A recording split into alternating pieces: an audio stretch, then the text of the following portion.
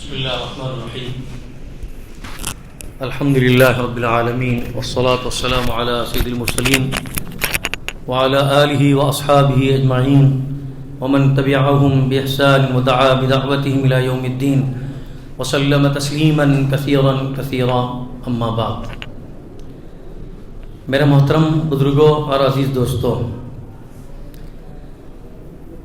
ہم بارہا سنتے ہیں کہ حضور پاک علیہ الصلاۃ والسلام کی آمد سے پہلے دنیا کے کیا حالات تھے اور دنیا کس ضلالت اور جہالت میں زندگی گزار رہی تھی، اور یہ جہالت اور ضلالت کے آنے کا سبب کیا بنا۔ بار بار ہم سنتے ہیں، مختصراً آج بھی میں آپ کے سامنے یاد دہانی کروا دوں۔ ہم سب کو معلوم ہے کہ اللہ رب العزت نے جب سے اس دنیا کو بنایا ہے، اس وقت سے لے کر آقا نامدار حضرت محمد مصطفیٰ صلی اللہ علیہ وسلم تک اس دنیا کے اندر جتنے انسانوں کو قیامت تک بھیجے گا، ان کی رہنمائی کے لیے اللہ نے ایک نبوت کا سلسلہ جاری فرمایا۔ وہ سلسلہ شروع ہوا تھا حضرت آدم علیہ السلام سے اور اختتام پذیر ہوا آقا نامدار حضرت محمد مصطفیٰ صلی اللہ علیہ وسلم پر۔ اس لیے اللہ کے رسول صلی اللہ علیہ وسلم فرمایا کرتے تھے کہ ایک عمارت تھی، اس عمارت کے اندر ایک پتھر رکھنے کی جگہ خالی تھی، اس کو بھی اللہ نے رکھ کر اس کو مکمل کر دیا، اور وہ آخری پتھر میں تھا۔ مطلب یہ ہے کہ اللہ رب العزت نے جو فیصلہ فرمایا تھا اس انسان کو راہ راست پر لانے کے لیے، اس انسان کو اللہ کی معرفت سے آگاہ کرنے کے لیے کوئی ایسی شخصیات اور لوگوں کی ضرورت تھی، تو اس کے لیے اللہ رب العزت نے انبیاء کو چنا اور انبیاء کو منتخب کیا۔ اور یہ سلسلہ حضرت آدم سے شروع ہوا تھا اور حضور پر ختم ہو گیا، لیکن اس سے پہلے جتنی بھی نبی آئے، ان نبیوں کا جو وقت تھا یا ان کی جو رفعی اعتبار سے ان کے جو حدود تھے وہ بڑے محدود تھے۔ کوئی قوم اپنی قوم کی طرف آیا، کوئی ایک شہر کی طرف آیا، کوئی ایک گاؤں کی طرف آیا، اور مختلف قسم کے صحابہ، مختلف انبیاء علیہ السلام آئے اور دنیا سے تشریف لے گئے۔ اب آخر میں جو آئے، حضور پاک علیہ السلام سے پہلے والے جو نبی تھے وہ حضرت عیسیٰ علیہ السلام۔ حضرت عیسیٰ علیہ السلام حضور پاک علیہ السلام سے اس سے پہلے والے نبی، اور ان سے پہلے حضرت موسیٰ علیہ السلام تھے۔ اور ہم کو معلوم ہے کہ اللہ نے حضرت موسیٰ پر توریت اتاری تھی اور حضرت عیسیٰ پر انجیل اتاری تھی۔ اس توریت کے اندر، انجیل کے اندر، دونوں کے اندر خوشخبری سنائی گئی تھی کہ ایک آخری نبی آنے والے ہیں جو ذریت اسماعیل میں سے ہوں گے۔ اس کی خوشخبری ان کے تورات میں، انجیل میں، زبور میں، ویدوں کے اندر، مختلف آیتوں کے اندر جو ان کی آیتیں تھیں اس کے اندر اس کی خوشخبری دے دی گئی تھی کہ اللہ کا ایک برگزیدہ بندہ آنے والا ہے۔ اب جب حضرت عیسیٰ علیہ السلام، وہ تمام وہ چیزیں ہیں جس کا تعلق ہمارے عقیدے سے ہے۔ بہت سے نوجوان ماشاءاللہ ان کی عمریں ختم ہو جاتی ہیں، کبھی سوال کیا جاتا ہے کہ حضرت عیسیٰ علیہ السلام کب پیدا ہوئے، ان کے والد کا نام کیا تھا۔ لوگ بغلے جانے لگتے ہیں، جھانکنے لگتے ہیں، اور کچھ ذہن میں جو آتا ہے اس کو بول دیتے ہیں۔ میں کچھ دن پہلے ایک ایسا تجربہ کیا، ایک صاحب سے پوچھا میں نے حضرت عیسیٰ کے والد کا نام کیا تھا، انہوں نے کہا کہ عبداللہ۔ معلوم نہیں ہے کہ حضرت عیسیٰ علیہ السلام والد کے بغیر صرف ماں سے پیدا ہوئے ہیں، جو روح اللہ ہیں، عیسیٰ روح اللہ جس کو کہتے ہیں۔ اسی طرح سے اللہ نے حضرت عیسیٰ علیہ السلام کو آسمان پر اٹھا لیا ہے، ان کی موت نہیں ہوئی ہے۔ قرب قیامت اللہ تعالیٰ ان کو دوبارہ بھیجے گا۔ یہ وہ چیزیں ہیں جو ہمارے ایمان سے تعلق رکھتی ہیں، وہ چیزیں جو ہمارے دل سے تعلق رکھتی ہیں، عقیدے سے تعلق رکھتی ہیں۔ اگر ایک مسلمان بچہ سب کچھ جانے لیکن اس کو یہ پتہ نہیں ہے کہ جس کے اوپر ہم لوگ قرآن کی آیت پڑھتے ہیں کہ جتنے انبیاء علیہ السلام آئے ان تمام نبیوں پر ہمارا ایمان ہے، ہم کسی کے درمیان فرق نہیں کرتے، تو نبیوں کے سلسلے میں جاننا چاہیے کہ پہلے نبی کون ہے. کم از کم اتنی تو جانیں ہم پہلے نبی کون ہے, آخری نبی کون ہے, کیا نبی کے بعد کوئی اور نبی آنے والے ہیں. یہ بھی ہمارا ایمان کا عقیدہ ہے.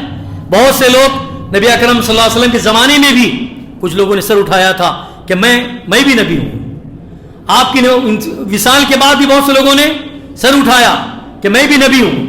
لیکن حضور پاک علیہ الصلوۃ والسلام خاتم النبیین ہیں. نبوت کا سلسلہ آپ کی ذات پر ختم کر دیا گیا, اس کے بعد کوئی نبی آنے والا نہیں ہے. یہ باتیں ہم لوگوں کو معلوم ہونی چاہیے. چھوٹا چھوٹا بچہ اس بارے میں جانے, اس کو اس کی گہری نیند کے اندر بھی اس سے پوچھا جائے تو بے تحاشا وہ کہہ پڑے نہیں, حضور اکرم صلی اللہ علیہ وسلم آخری نبی ہیں, عید کے نبی کے بعد کوئی نبی آنے والے نہیں ہیں. کتنے لوگوں نے سر اٹھایا. اب اس کے اوپر کانفرنسیں ہو رہی ہیں, پڑوس ملک میں دیکھیے, دوسرے ممالک میں دیکھیے, ختم نبوت کانفرنس. ختم نبوت کانفرنس کا مطلب کیا ہے کہ بہت سے لوگ جو دعوے دار تھے کہ میں نبی ہوں, ان کی بھی اتباع کرنے والے ہو گئے لوگ, اور ان کی بات ماننے لگ گئے. تو ان کا ایمان کہاں رہا؟ وہ ایمان سے نکل گئے. حضور پر ایمان نہیں رہا, اور ایمان اللہ پر ایمان نہیں رہا, وہ ایمان سے نکل گئے. تو ایسی کوششیں اور محنتیں ہو رہی ہیں. اس لیے ہم جس معاشرے میں رہتے ہیں, کم از کم موٹی موٹی جو چیزیں, بہت سے انبیاء کا تذکرہ جو قرآن پاک میں آتا ہے, عیسیٰ علیہ الصلوۃ والسلام کا, موسیٰ علیہ الصلوۃ والسلام کا, حضرت نوح علیہ الصلوۃ والسلام کا, ابراہیم کا, اسماعیل کا, زکریا کا, یحییٰ کا. کم از کم یہ وہ نام ہے کہ ایک مسلمان کو یاد رکھنے چاہیے, اور ان کو معلوم ہونا چاہیے کہ یہ سب اللہ کے نبی ہیں. تو مختصراً مجھے یاد کرنا ہے کہ حضرت عیسیٰ علیہ الصلوۃ والسلام جب آسمان پر اٹھا لیے گئے, اس وقت سے لے کر حضور کی پیدائش تک 600 سال گزرے, 600 ایئرس, 6 صدیاں گزر گئیں. اور آپ کو معلوم ہونا چاہیے, ایک مثال دیتے ہیں لوگ, کوئی کھیتی ہے, زمین ہے, اس پر اگر وہ ہل نہ جوتا جائے تو پھر خاردار درخت اور ایسے جو بے فائدے کے جو درخت ہیں وہ اگنے لگ جاتے ہیں. تو یہاں پر تو انسانیت کا معاملہ تھا. حضرت عیسیٰ کے اٹھائے جانے کے بعد کوئی ان کو صحیح باتیں بتلانے والا نہیں, کوئی ان کو غلط کیا چیز ہے بتلانے والا نہیں, صحیح راستہ بتلانے والا نہیں. تو ظاہر بات ہے کہ جو حالات ہونے تھے ہو گئے. اتنا بدترین ماحول ہو گیا, پوری جہالت اور ضلالت, ہر چیز دنیا کی جو بھی ہو سکتی ہے, جو ہم کو یاد ہے یاد نہیں ہے, یا جس کا ہم تذکرہ کر سکتے ہیں نہیں کر سکتے ہیں, وہ سب چیزیں ہو گئیں. قتل و غارت گیری ہو, زنا ہو, بدکاری ہو, چوری ہو, ڈکیتی ہو, ماں باپ کی نافرمانی ہو, بڑوں کا بد احترامی ہو, اپنی چھوٹی بچیوں کو, جن بچیوں کے ساتھ پیار ہونا چاہیے, ان بچیوں کو زندہ درگور کرنا, اپنے ہاتھوں سے ان کو دفن کرنا. یہ یہاں تک کے معاملہ آ گیا تھا کہ لوگوں کے دل ایک دم سخت ہو چکے تھے. یہ کب ہو گیا؟ 600 سال کا عرصہ گزر جانے کے بعد. پھر جب اللہ کے نبی علیہ الصلوۃ والسلام آئے تو اسی ماحول میں تشریف لایا, جو ماحول بہت خراب سا ماحول تھا, لیکن اللہ نے آپ کو بچپن سے ہی ان تمام چیزوں سے بچایا. تو کم از کم آج کے خطبے کے تعلق سے 2-3 باتیں آپ لوگ یاد رکھیں, اور پھر یہ یاد رکھیں کہ حضور پاک علیہ الصلوۃ والسلام کے والد کا نام کیا تھا, اور آپ کی پیدائش کب ہوئی. اس وقت ہجری تاریخ نہیں تھی, اس وقت عیسوی تاریخ تھی. 571 عیسوی کے اندر اللہ کے رسول صلی اللہ علیہ وسلم تشریف لائے. اور اس وقت ایک واقعہ یاد رکھا جاتا تھا جس کو کہتے ہیں عام الفیل. فیل کے معنی ہاتھی کے آتے ہیں, اور عام کے معنی سال کے آتے ہیں. ہاتھی کا سال, یعنی جس سال ابرہا نے آ کر کعبۃ اللہ پر ڈھانے کی کوشش کی تھی, اور اللہ رب العزت نے چھوٹے چھوٹے پرندوں کے ذریعے سے اس کا انتقام لیا تھا.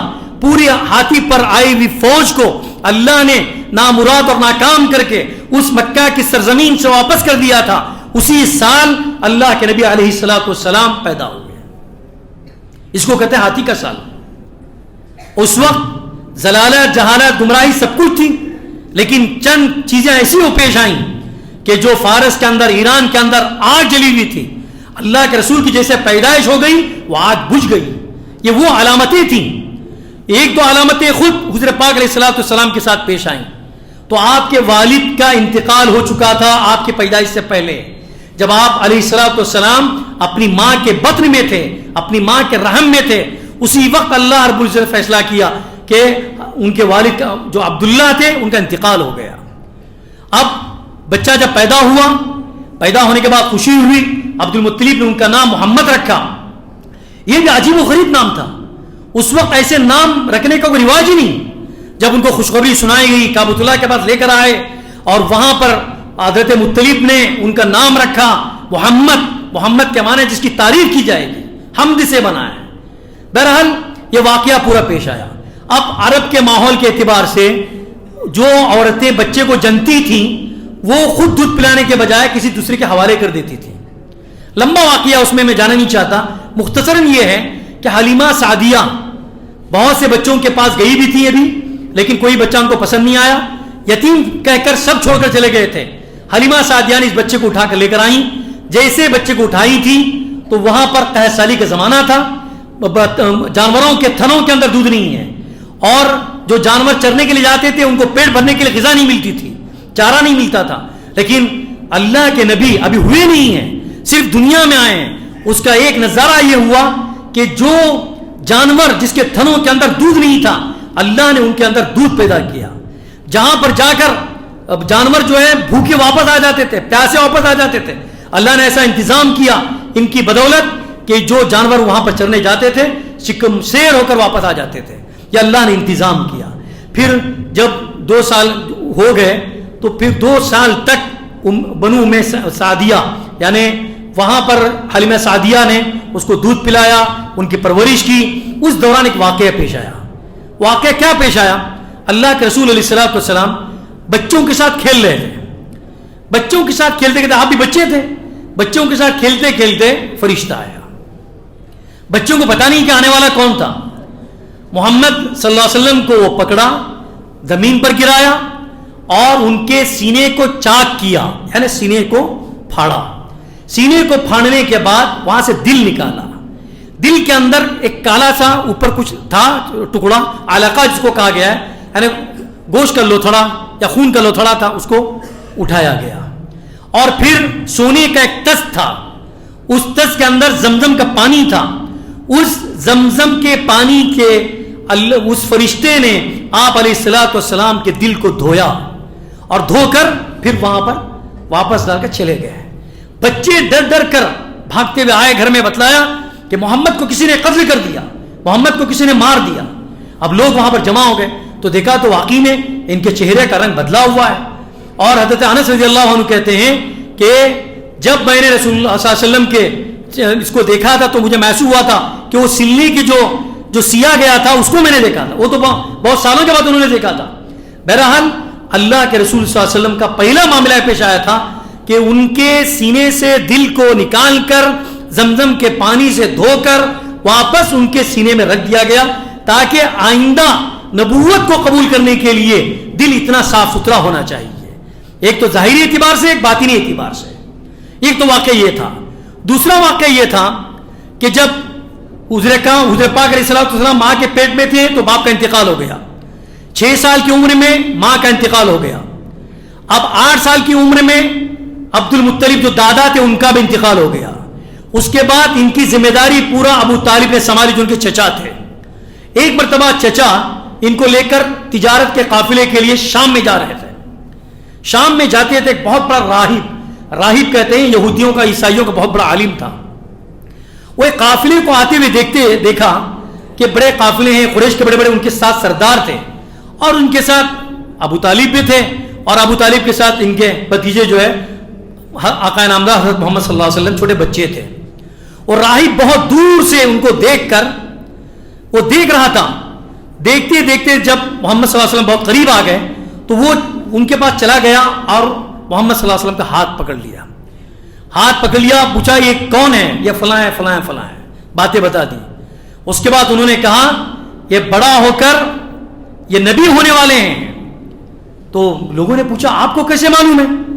تو جب آپ لوگ اونچائی سے پہاڑ کی طرف سے نیچے اتر رہے تھے تو میں نے دیکھا کہ آس پاس میں جتنے بھی پتھر تھے اور جتنے بھی درخت تھے وہ سب آپ کو سلامی دینے کے لیے جھکے ہوئے تھے. جتنے پتھر اور جتنے درخت تھے. تو انہوں نے اپنا علم کے اعتبار سے انہوں نے بتایا کہ یہ پتھروں کا سلام کرنا، یہ درختوں کا سلام کرنا صرف نبیوں کے تعلق سے ہو سکتا ہے، کسی اور کے تعلق سے نہیں ہو سکتا ہے. اس لیے میں نے جان لیا کہ یہ آگے جا کر اللہ کے نبی ہونے والے ہیں. اور پھر انہوں نے وصیت بھی کی کہ یہودیوں سے ان کو بچائیے, عیسائیوں کی آنکھوں سے ان کو بچائیے, اس لیے کہ ان کے ساتھ برا کچھ ہونے والا ہے. بہرحال یہ مختصر سا ایک واقعہ میں نے آپ کے سامنے رکھا ہے. حضور پاک علیہ الصلوۃ والسلام کی جو تاریخ ہے, یہ ہر ایک بچے کو سب سے پہلا فرض ہمارا یہ ہے کہ حضور کی تاریخ کو برابر ہم پڑھیں. اس لیے کہ آج دنیا حضور کے تعلق جو باتیں کہہ رہی ہیں, ہر ایک اپنے مستوی کے لحاظ سے, اپنی ذہنی صلاحیت کے لحاظ سے اس کا جواب دے. چھوٹا بچہ اگر دوسری تیسری کلاس کا بچہ ہے, اس کے تعلق سے اگر اس کو بولنا ہے تو وہ خود اس کا جواب دے. 7ویں 8ویں کے بچے ہیں, وہ اپنے علم کے حساب سے ان کو جواب دیں. کالج کے بچے کالج کے حساب سے ان کو جواب دیں. وہ جواب کیسے معلوم ہوگا؟ جب ہم حضور کی سیرت کا مطالعہ کریں گے. چھوٹی چھوٹی کتابیں, سینکڑوں کتابیں لکھی ہوئی ہیں, سینکڑوں کتابیں. ایسے اب معلوم ہوگا کہ اب جب چسکا لگ جائے گا, اللہ نے عجیب و غریب اس کے اندر حلاوت رکھی ہے, شیرینی رکھی ہے کہ پڑھتے جائیں گے تو معلوم ہوگا کہ اور پڑھیں اور پڑھیں اور پڑھیں. لیکن اللہ معاف کرے, ہم نے کبھی اس کی توجہ نہیں دی. حضور اکرم صلی اللہ علیہ وسلم کی سیرت کو پڑھنے کی طرف میں توجہ نہیں دی. آج نہ جانے کتنے نوجوان, کتنے کالج اسٹوڈنٹس ایسے ہیں جو غیروں کی باتوں کو سن کر متاثر ہو چکے ہیں, متاثر ہو چکے ہیں. نعوذ باللہ, حضور نے ایسا کیا, حضور نے ویسا کیا. حضور کے اگر تعلق سے کوئی بات کہی جائے, صرف ایک بات کہی جا سکتی ہے کہ پوری دنیا کا وجود حضور اکرم صلی اللہ علیہ وسلم کی ذات سے ہے. اگر اللہ نے ان کو پیدا کرنے کا فیصلہ نہ کرتا تو یہ دنیا بھی وجود میں نہیں آتی. اس سے بڑھ کر اور کیا ہو سکتا ہے؟ اسی لیے حضرت حسان بن ثابت رضی اللہ عنہ نے ان کے سلسلے میں شعر کہا تھا, اور یہ شعر بہت اعلیٰ مقام کے ہیں. اس کے بعد جتنے بھی شعر پڑھے جائیں گے وہ حسان بن ثابت کے بعد ہوں گے. اب انہوں نے کیا کہا؟ اس سے بہتر کسی آنکھ نے نہیں دیکھا. وَأَفْضَلُ مِنْكَ لَمْ تَرَ قَطُّ عَيْنِي, اس سے افضل کسی آنکھ نے اتنا خوبصورت اور اتنے افضل, اتنے بہترین انسان کو, ایسے شخص کو نہیں دیکھا. اور کوئی بھی عورت اس طرح کا بچہ پیدا ہی نہیں کیا, یعنی کوئی جنا ہی نہیں کوئی عورت نے.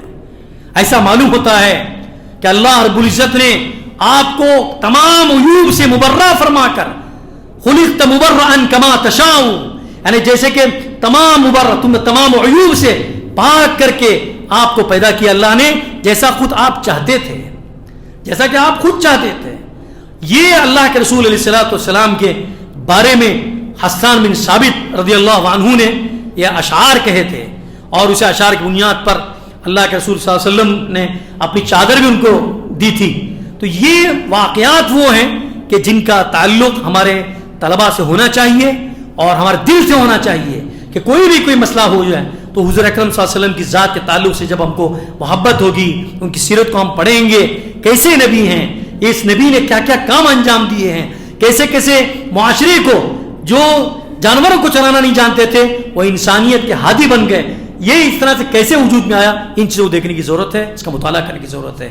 اللہ سے دعا کرتے ہیں کہ اللہ تعالیٰ مجھے بھی اور آپ کو بھی حضور کی سیرت اخلاص کے ساتھ پڑھنے کی توفیق عطا فرمائیں, اور جو سیرت پڑھی گئی ہے اور جو سیرت پڑھ رہے ہیں دلوں کے اندر ان کی محبت جو ہے اللہ تعالیٰ پیوس فرمائیں. وآخر دعوانا الحمدللہ رب العالمین. سبحان اللہ بحمدہ, سبحانک اللہم بحمدک, نشہد ان لا الہ الا انت, نستغفرک ونتوب الیک. سبحان ربک رب العزة عما یصفون, وسلام علی المرسلین, والحمد للہ.